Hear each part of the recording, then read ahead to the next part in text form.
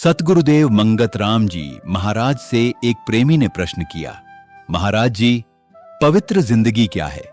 सतगुरुदेव जी ने उत्तर में फरमाया, प्रेमी जी, जो सदैव अपनी मौत का विचार करता है वही पवित्र जिंदगी जीता है।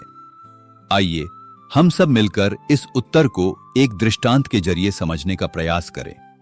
बहुत समय पहले की बात है। एक राज्य में राजा प्रताप सिंह नाम का एक राजा राज करता था। वह बहुत पराक्रमी और महत्वाकांक्षी था। उसने आसपास के कई राज्यों को जीतकर अपने अधीन कर लिया था। उसका खजाना सोने चांदी से भरा था और उसकी सेना विशाल थी। लेकिन इतनी सफलता के बावजूद राजा के मन में शांति नहीं थी। उसे हमेशा यही चिंता सताती रहती थी कि मेरा खजाना और कैसे बढ़े, मेरी सीमाएं और कैसे फैले। उसे अपने पद और शक्ति का बहुत अहंकार था। जो कोई उसकी बात नहीं मानता उसे वह कठोर दंड देता था। एक दिन राजा शिकार खेलते हुए जंगल में बहुत दूर निकल गया और अपने सैनिकों से बिछड़ गया। शाम ढलने लगी थी और राजा को प्यास लगी थी। पानी की तलाश में वह एक नदी के किनारे पहुंचा।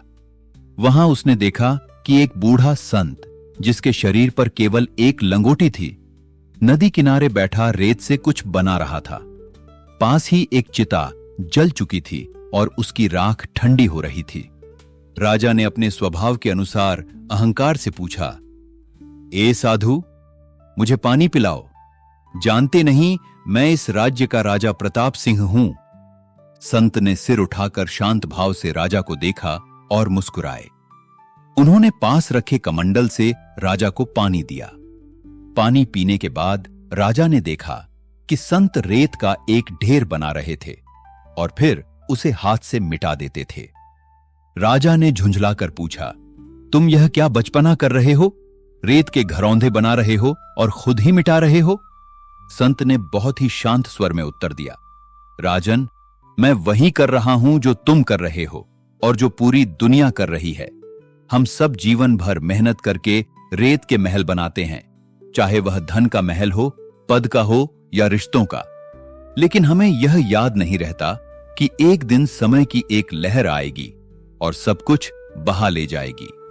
राजा को साधु की बात थोड़ी अजीब लगी, लेकिन उसने कहा, मेरी तुलना अपने रेत के खेल से मत करो। मैं एक महान राजा हूं, मेरा नाम इतिहास में अमर रहेगा। संत ने पास पड़ी ठंडी राख में से एक मुट्ठी राख उठाई और राजा के सामने करते हुए बोले, महाराज, क्या आप बता सकते हैं कि यह राख किसकी है? किसी राजा की है या किसी भिखारी की? किसी महान योद्धा की है या किसी कायर की?